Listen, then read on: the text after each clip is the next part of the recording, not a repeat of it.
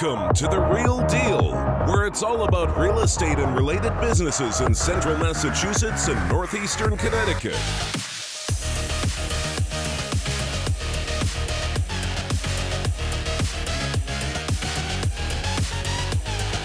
And now, your host, Anthony Shabbat of Shabbat & Associates. Hey everybody, and welcome to the Real Deal Real Estate Podcast. My name is Anthony Shabbat with Shabbat & Associates Real Estate Group of EXP. I'm Michaela Hillier with Silver Linings Management and Castaneda Realty Group. And Jay Lorette of Lorette Investment Group. And on today's show, we are going to give an overview of what it's like to be a property manager. What does a property manager do? And Michaela is one of the more interesting, probably the most interesting property managers that I've ever met. She's really down to earth, easy to talk to. She'll basically just tell you everything there is to know about this stuff, which is one of the reasons that I'm very excited about this podcast, because when we were at a showing, actually it was an inspection the other day, we just had a great conversation for about half an hour, and it was just like, bam, bam, information, just really quick. Answering all my questions, didn't hold anything back. So can you tell us a little bit about yourself, your company, where did you grow up, where did you go to school, that type of stuff? Definitely. So I'm from Uxbridge, Mass. And I got into real estate about 5 years ago. We started flipping houses. So I got into real estate at an interesting point in my life. I was a lot younger than most people. So I was making the decision, should I finish out my 2-year degree or go on to a 4-year degree, or should I go into real estate? I was on a track to go into medicine, and it wasn't quite worth it for me, so that's how I got into real estate. So then I started flipping houses. We flipped a couple, and using those profits, my partner Rick and I, we started to buy multifamily properties throughout Central Mass, and we really enjoyed it.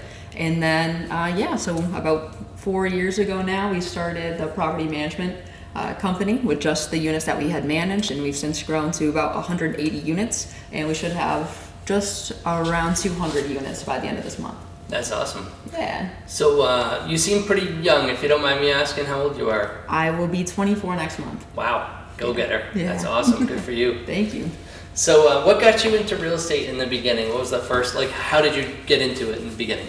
Right, so I have always been really big into podcasts. So one time I was listening to a podcast, and it said the top 1% of people in the world are the highest income earners. Like 90% of them got their start in business and in real estate. So I thought if I could combine those two things and have a business in real estate, that I would be financially successful. So I don't have to make the most amount of money, but I thought that was pretty simple. So then I got into bigger pockets, learning from there, and I just ate up everything that I could. Because I was, again, at that really pivotal moment of, what do I want to do? Do I want to go $200,000 into debt to work the rest of my life taking care of people in medicine, or do I want to work just as hard for about 15 years and be able to have the flexibility to do what I want with the rest of my life after that, while still benefiting society and people and helping people like that. A lot of investors, they claim, a lot from bigger pockets, which I agree. Amazing platform, but they also tend to say Rich Dad Poor Dad. Was that a huge book for you as well? Definitely. So through bigger pockets, I actually found Rich Dad Poor Dad, of course, ate that right up. And then I was also really big into Tim Ferriss with the 4-Hour Work Week, and I thought that concept was very interesting. Great book. When you take those two things in combination, it really just changed my life completely, and the entire trajectory of my life now. I obviously don't work 4 hours a week just yet, but I love what I do, so it doesn't feel like work. Yeah, exactly. Yeah, that's what I tell everybody. I think once you get into real estate, or any business that allows you to make your own schedule and kind of choose who you work with, exactly. I think that changes everything. And ever since when you get that opportunity to do that, you kind of never, it's got to be really tough to go back to another type of working where you're punching a clock and forced to deal with a boss that you hate every day. So it is just life-changing. It is completely life-changing when you get into a field where you can just basically choose what you do. We say that all the time. We're always like, we're going to get arrested because this can't be legal. Right? It's so much fun every single day. And like you said, I get to surround myself with amazing people that get to just push me to do better, be more and more professional, learn more about the industry. And by having a great support group around me of strong mentors and positive people in my life like that, it really just helps set the foundation. And my philosophy is we go farther together. So the more people you can bring up with you as you proceed in the world, the better off that you'll definitely. be. So I focus a lot on the admin portion of our business, the record keeping. That's absolutely critical when dealing with, especially the class of With tenants you that we guys. do, Yeah. written communication and things like that. It's very critical. Or we're dealing with housing authorities or different subsidies. You have to have everything just as they need it, and really critical on record keeping. So, yeah, unfortunately, some things are out of your control. You're beholden to other people as far It's as great. your performance at sometimes. But integrity, honesty, those things go a long way. It's great that we have text messaging because Yes. now we have a recording of every conversation that we have, except for the phone calls, which Yes. we really don't have a record of that. But I've heard some people say, and I think Yep. it might have been a conversation I was having with you the other day, that we Yep. just basically, I think you guys just use text messaging for everything, right? That's correct. I'm really big on written communication. So we have a 24/7 emergency line, and then we have a business text line that's specifically monitored certain hours, and a business email. So we try to train our tenants to communicate with us in writing, and that way we have a timestamp of we said this, and everything is nice and clear. That way, as a property manager, I'm always thinking, how am I going to look when I'm standing in front of a judge? Because it's not a matter of if, but when I have to evict somebody. And they are always going to be the nicest people to your face at first. And the day they move in, they could be a different person. So that's why tenant screening is really important, and record keeping is really important. So you never know when that person is going to turn on you, and you're going to have to take them to court. So by having really thorough documentation all throughout somebody's residency, including maintenance, our maintenance staff keeps a lot of internal pictures, records, communications, and then we utilize that when we're going to court, which I just had to do that yesterday. Go through all of our records, timestamp, date it, and it makes the attorney's job a lot easier. And the easier you are to work with the other professionals in the industry, the better your reputation and the easier it is to get things done and get results for your clients and for the tenants, because that's what we're here for. It's interesting that you say, written communication. Yeah. I read an article about one who had, multiple units, and he Yep. said that he does it by email. Yep.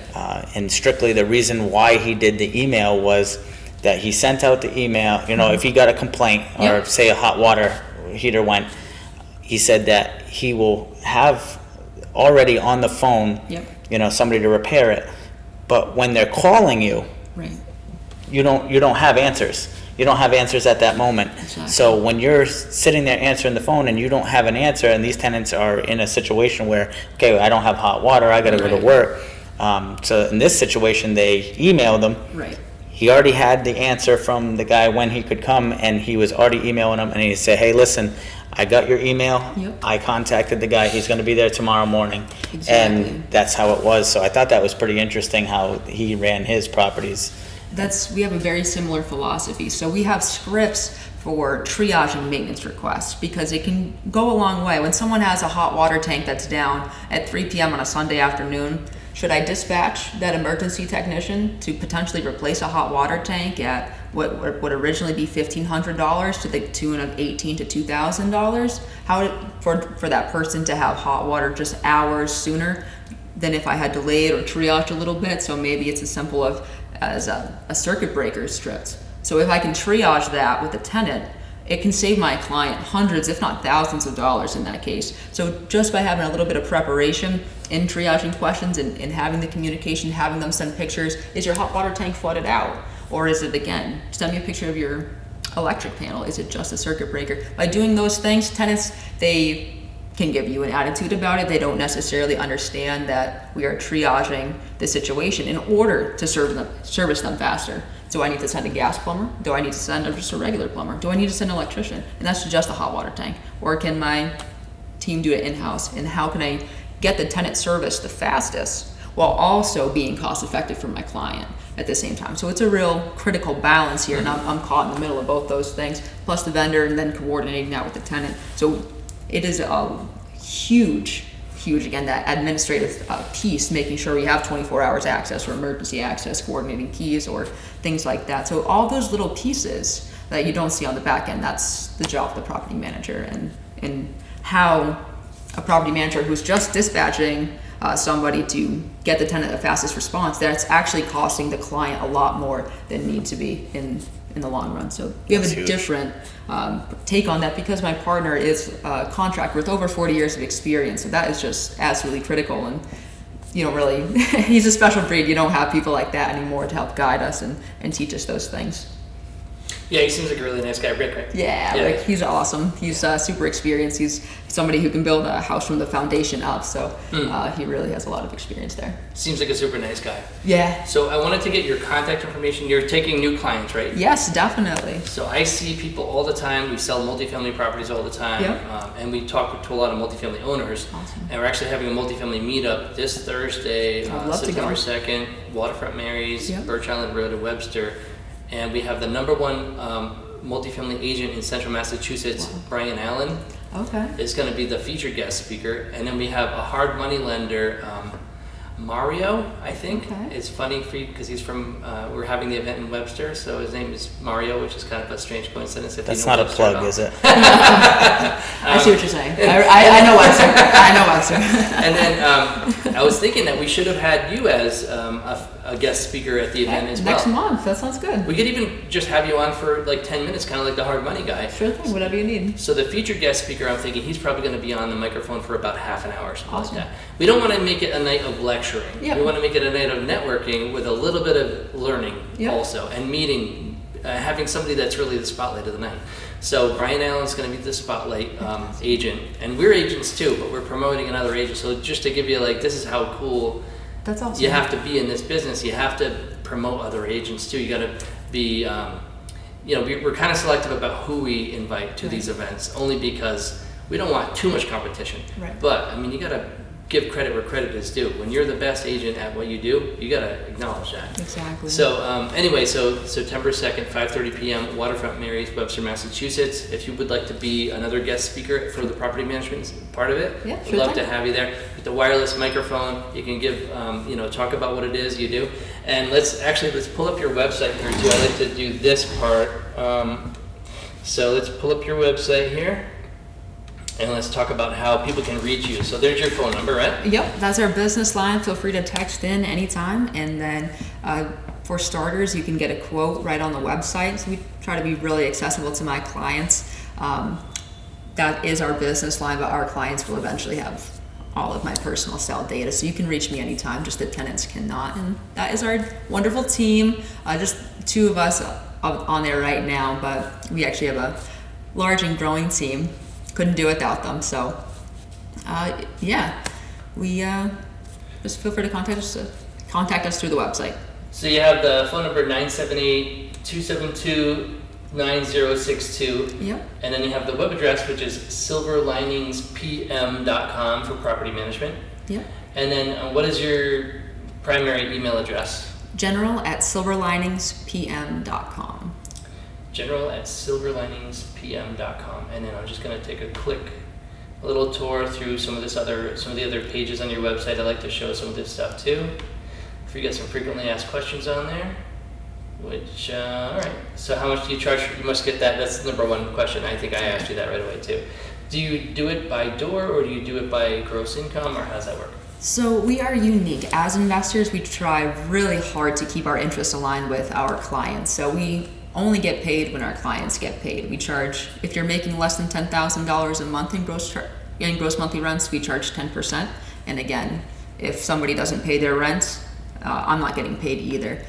And we do not nickel and dime our clients. Some people feel that 10% can be kind of a lot, but we consider ourselves business partners and team members in helping our clients grow and develop their portfolio. And we offer, in addition to just financial reporting, financial metrics analysis. So how is your portfolio actually performing, and where do we need to do better? Is there a place where we need to raise rents, or perhaps look for a different stream of income, or reduce operating expenses? And by having the metrics portion of that, which most companies do not provide, you can have a more in-depth analysis and understanding of the true financial performance of the building. That's great. Okay, I'm going to switch back to the main camera here.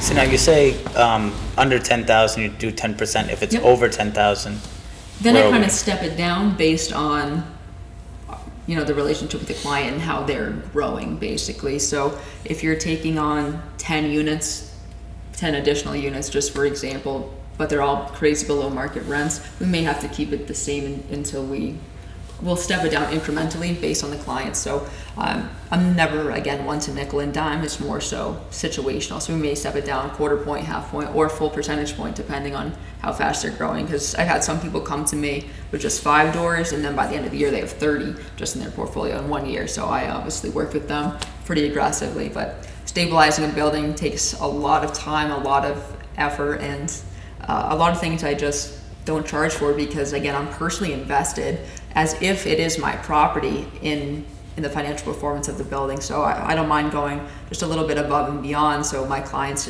are really set up for success, and having a smooth transition and onboarding is pretty critical to So that. it's basically case by case Exactly. so it's basically, personalizable almost. Exactly, That's awesome. based on growth and stuff. So. So you do Connecticut and Massachusetts, do you do Rhode Island too?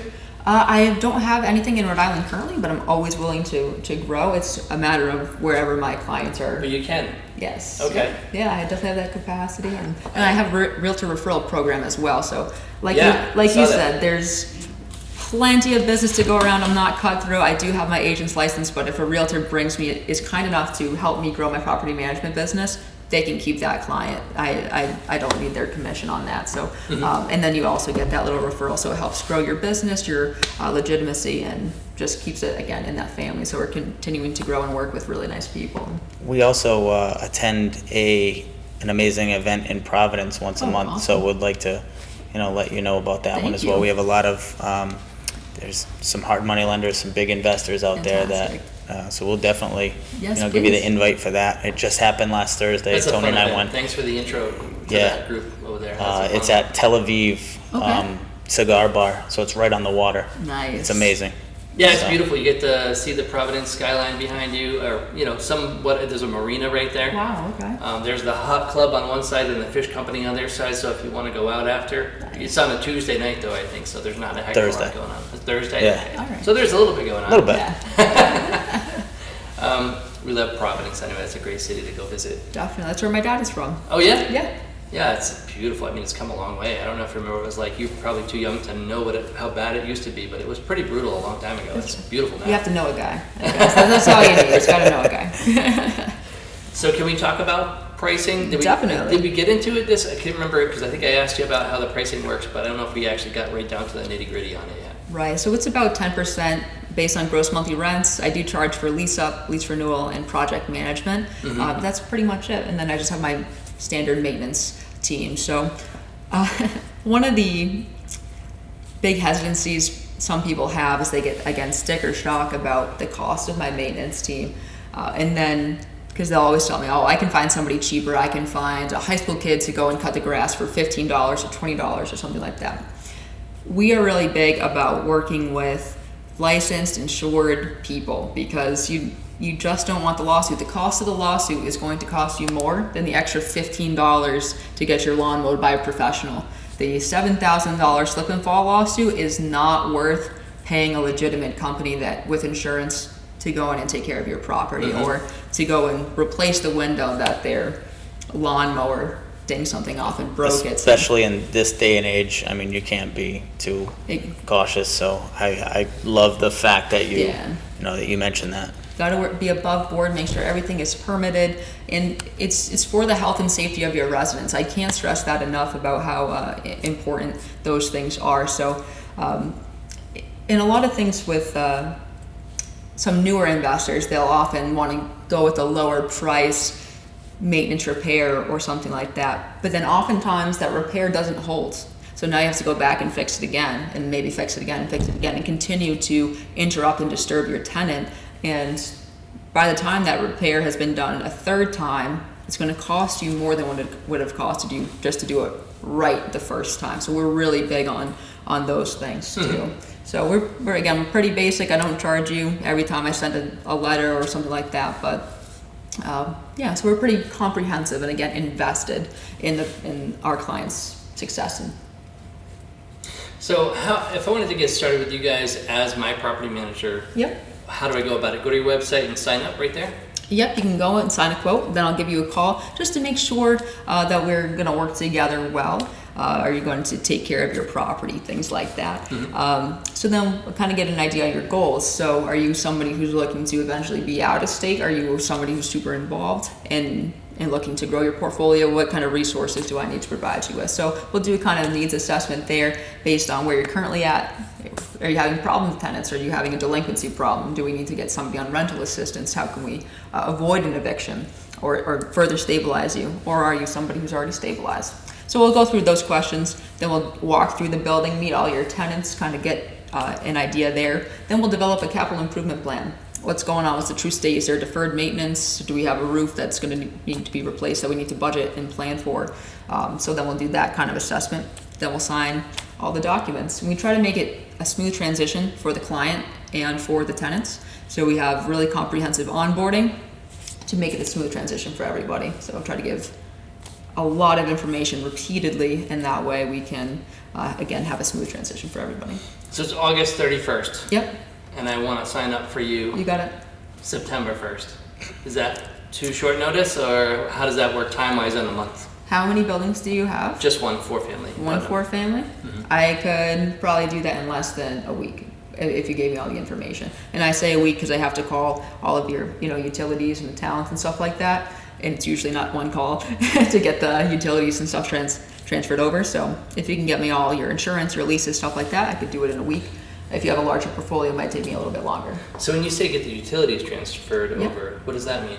So common space, electric. So all the common areas? Yep, I'll pay for all of those bills for you. We do have a real estate specialized CPA who does all of our accounting, books, and tax prep for our clients, including processing payouts. So you have a third party, again, looking at all your money for full transparency, because I'm a steward of someone's investment. You're trusting me with something you worked very hard to purchase, something that cost you hundreds of thousands of dollars. And I take that extremely seriously. So working in conjunction with our accountant really helps. So if you got a small portfolio, one building, I can do that in a week if you give me the information quickly. If you have like 20 units, I'm probably going to need closer to a month to make sure everything is done in transition properly. That's still amazing, though. That is awesome.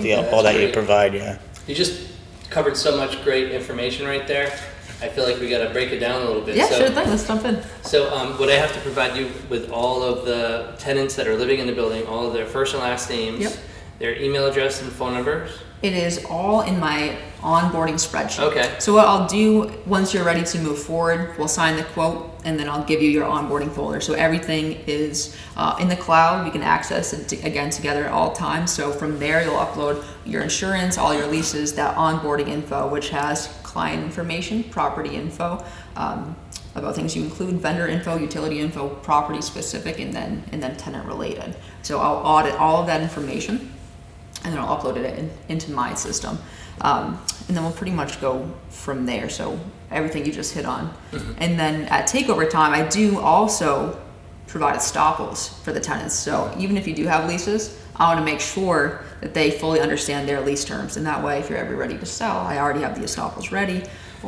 So the estoppel is where the tenant signs off on the security deposit, the rent amount, when the lease expires, exactly, and all that information. If there's anybody else living in their property, or exactly, dates of birth, stuff like that. So I'll just try to get as much holistic information as possible about them. Then I get all the tenants into my system. So I like to give the tenants the information about us several times. So I'll meet with them in person. I might meet with them in person several times. I email them the info, text them the information.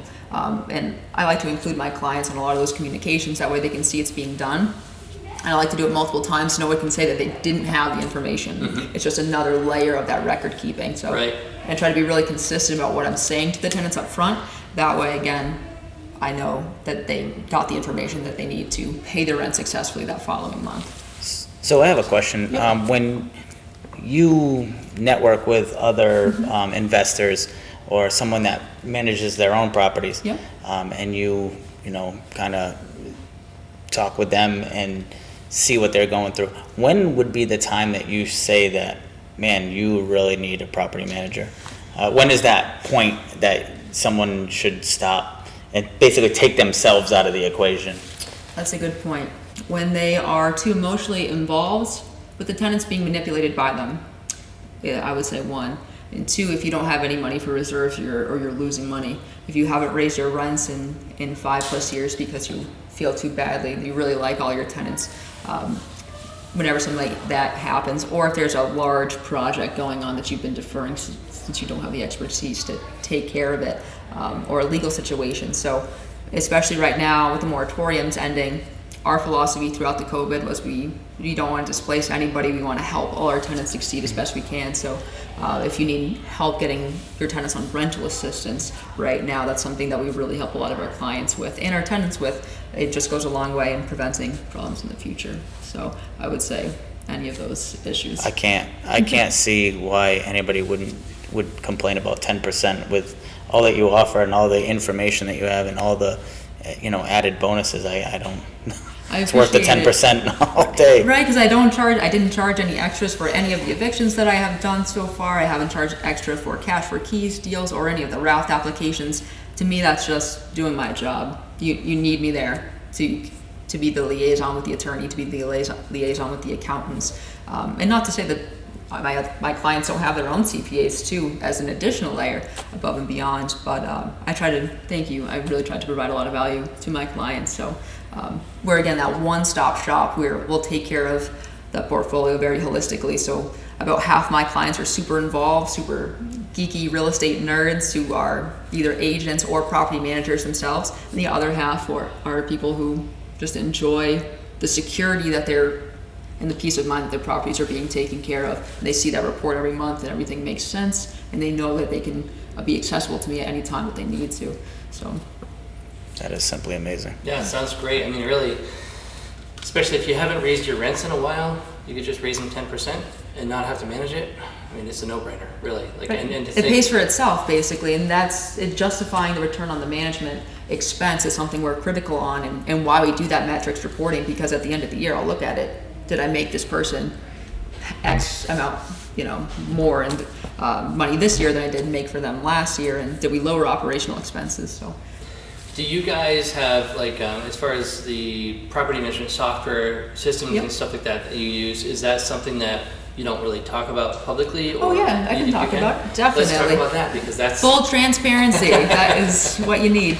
Awesome. So we use the Buildium system. So sweet. It's super simple. They're a Massachusetts, Boston-based company, which I love that about them. So what's unique about Buildium, and some other software is provided too, but you can have a resident login and an owner portal login. So that way our clients have full 24/7 access to the financial status of their buildings, any open maintenance requests, closed maintenance requests, how quickly did we close them, and again, just other things to track our true performance and have additional access. So I think the reporting feature is really critical there. And yeah. Great. So I'm just throwing out some hypothetical situations here. So when I first sign up with you as my property manager for my property, I go through that onboarding process, and then do all my tenants get a notification through Buildium that they can make their payments through Buildium? Yes. So Buildium sends a couple automatic emails to the residents, and then we send several more follow-ups to get them in. So what's great about Buildium is they have in their automatic emails that they send to tenants video links of exactly how to do everything. So there's no reason why they shouldn't understand how to do it.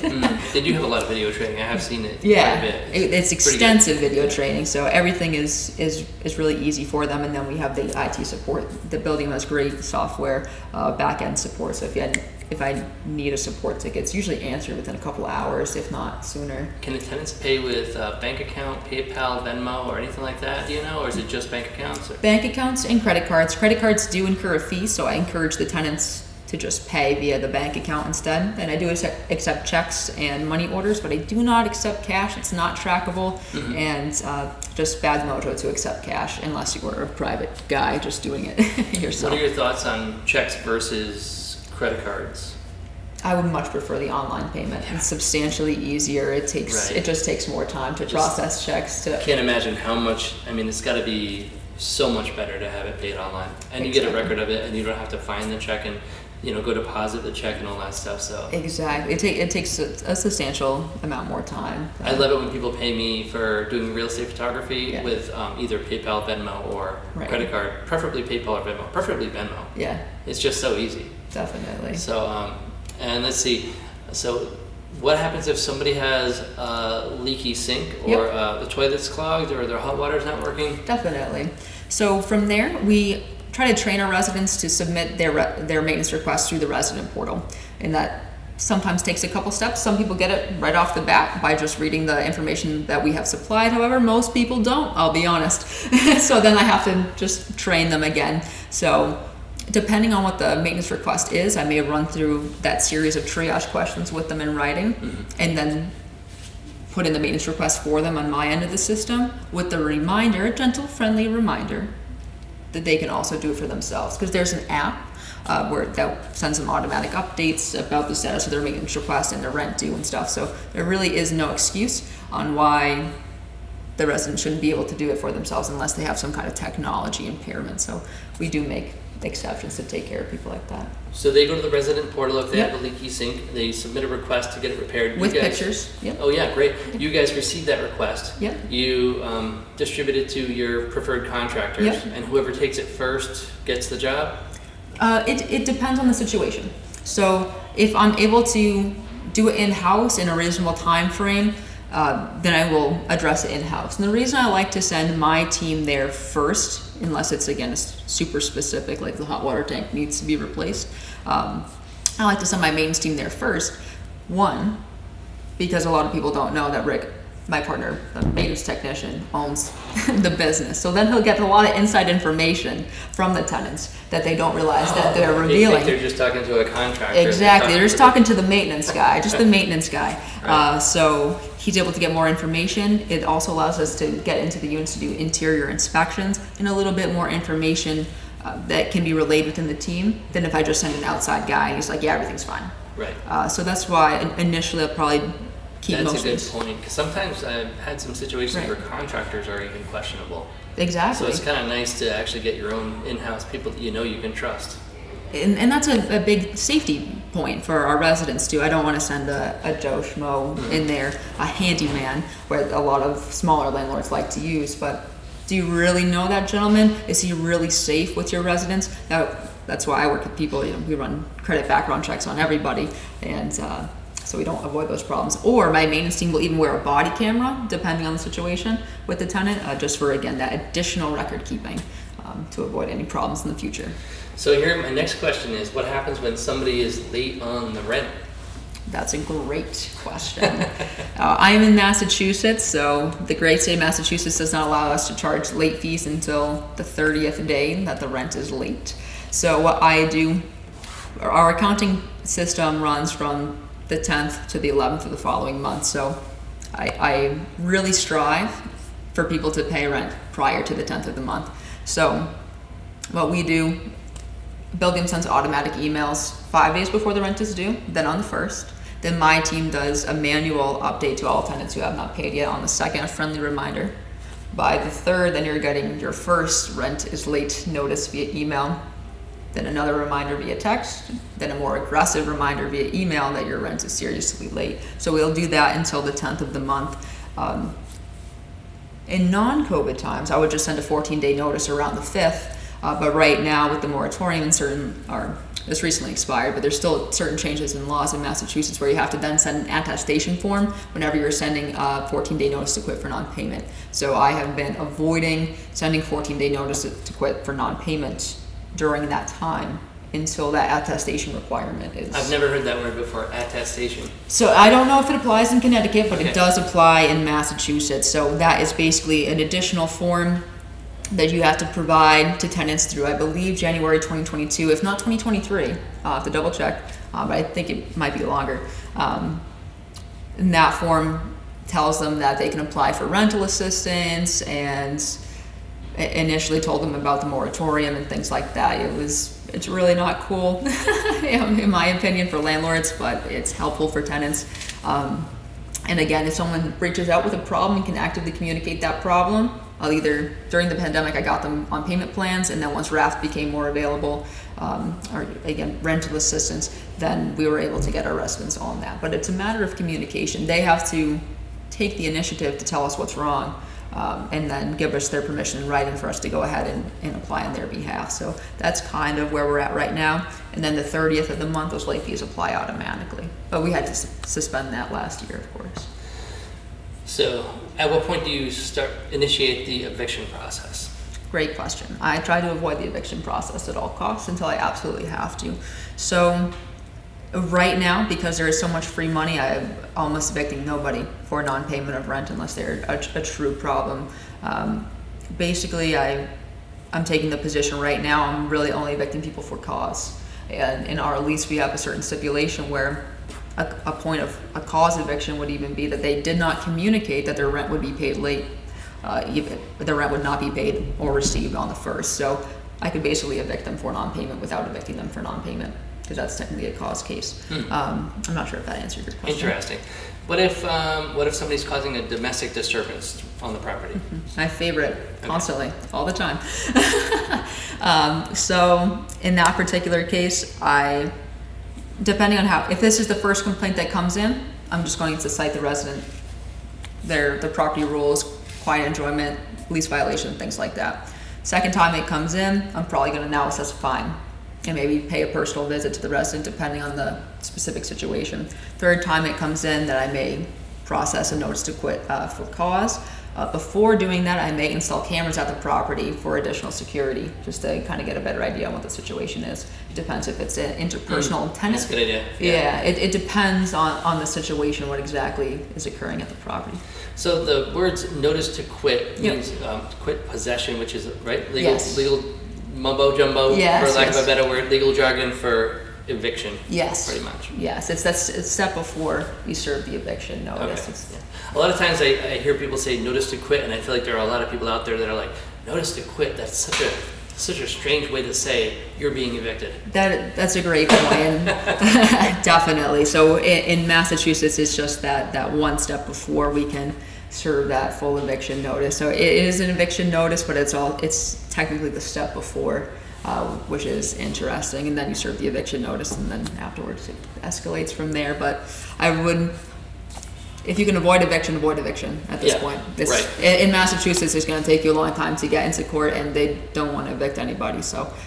And there are some details and some options there that we probably don't really want to get into necessarily. We just want to hope that open that can of worms on this show right now. But if you have any questions, people can give you a call. Yes, there are please, feel free. Alternatives and solutions to evictions, and maybe creative ways that you can get the tenants out. Right, exactly. Okay. Our first goal is to always help the tenants and get our clients the income. Stabilizing the property is always our first goal, and by getting the rents, that's much better than paying an attorney and going from there.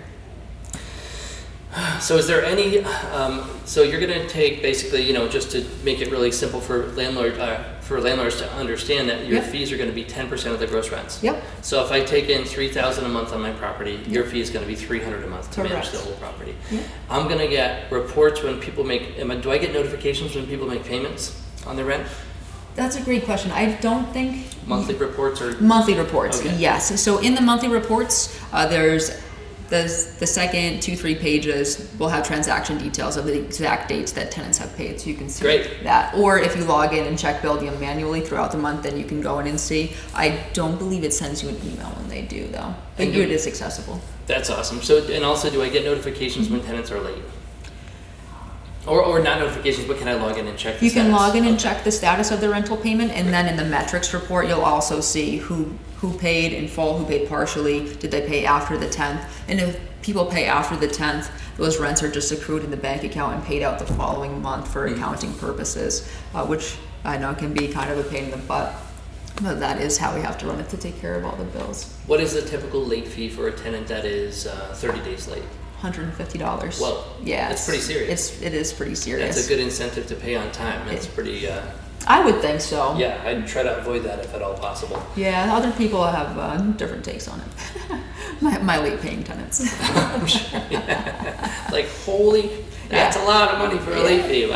I usually hear 35, 50, something Yeah. like that, but 150, that's pretty strict. I hit them with it, yeah. Okay. Because I'm doing whatever I can to help you. If you don't want to help yourself, then you're going to have to pay the consequences of your actions. What about month 2? Same thing? If they're still late, another 150. Okay. What happens if I bought a property and I inherited the tenants and I didn't have an opportunity to screen the tenants? That's okay. And I don't even have any leases in place. What yeah. can you help me create new leases? Definitely. Whether I'm in Connecticut or Massachusetts? I definitely can do that for you. Excellent. So, in that particular case, which we run into quite a bit, during that onboarding process, whether it's a new acquisition or just a new client, I do have the tenants fill out that estoppel agreement. And the reason I do that is I've run into situations where clients did not ask for estoppels prior to closing, and then it can create a real mess down the road with the tenant refusing to sign a new lease, but also not having an estoppel, but not having any lease record before. It can really mess you up, so it's critical there. So I prefer when clients involve me prior to the closing. So yes, then I can help you establish the new leases. But one thing that I like to do with some of my geekier clients is make business plans of the rental delta, because if you're buying a property, in my experience, a lot of my clients are buying distressed properties with below market rent. So what I'd like to then do is run an analysis. So where's the rent today? Where's the market rents? What's the rent difference? And how much do we need to increase the rents in order to get there? And how can we do that most effectively to either minimize turnover or force turnover, depending on the goals of the property and the client? I feel like you need to be this featured guest speaker at our next multifamily event. That is awesome. Because this is just maybe the most educational information that I've gotten so far on multifamily properties. So much. Oh, no, it's awesome. This is the stuff that everybody needs to learn that nobody knows where to get. Right. The information that you're providing us with today is great. So, this is my favorite podcast so far. We did it. Every time we say that, but it's true. It's like really is. So Mission accomplished. I gotta say, real estate's very fun. All right, I think you've answered every single one of my questions that I had for you. Awesome. Are there any activation fees when you first get started, or is it just the 10% or how? I do charge an onboarding fee, and that helps cover the cost of my bank accounts and cost of my time. So I'll go out to the property sometimes several times doing those inspections, preparing those reports, running lease audits, new estoppels, things like that. And I charge for the first multifamily like $250, and then $250 for subsequent properties from there. It's reasonable. Yeah, so it just helps cover my time because it's quite quite data intense, as you can see. I don't charge extra to review those kind of business plans or financial analysis with my client. That's a joy for me to provide to them because it means that they're that involved in the success of their portfolio, and it makes me that much more excited to go out and help them accomplish their goals. So that's great. No, it's really actually a really that basically lines up with us because we always have that mindset of if we help enough people, then we're going to hit our goals at some point too. Exactly. It all comes back to us, and that's why you can't nickel and dime, because the referral business we get just from treating our clients really, really well and treating their buildings like they're ours, it's rewarding tenfold. So let's go back to your website one more time so that we can show people how they can get more information about Silver Linings Property Management. Sure thing. Hit us up on that About Us. So it's silverliningspm.com. Yep. And the phone number is 978-272-9062. And you can talk to either Michaela or Rick, or do you prefer people to call you directly? You can call me directly. Rick's usually in the field taking care of everybody, so I'll be the one in the office fielding the calls. And do you prefer people to call you McKay? I do. Short for Michaela, just easier to spell. All right. And how do you spell Michaela, just out of curiosity? Michael A. Michaela. Okay. All right, just checking on that one. Gotcha. Because there's a reason why on that one. But all right, so I'm going to switch back to this main camera here, and we can close it out. I hope everybody enjoyed this episode of the Real Deal Real Estate Podcast. My name is Anthony Shabbat with Shabbat & Associates Real Estate Group of EXP. My name is Michaela Hillier with Silver Linings Management and Castanetti Realty Group. Jay Lorette of Lorette Investment Group. Thanks everybody for watching this episode, and don't forget we have the multifamily meetup this Thursday, September 2nd, 5:30 p.m. Waterfront Mary's, Webster Lake, Massachusetts. If you have any questions, give me a call, 508-847-0902. anthonyshabbat@gmail.com. Thanks everybody for watching, and have a great day.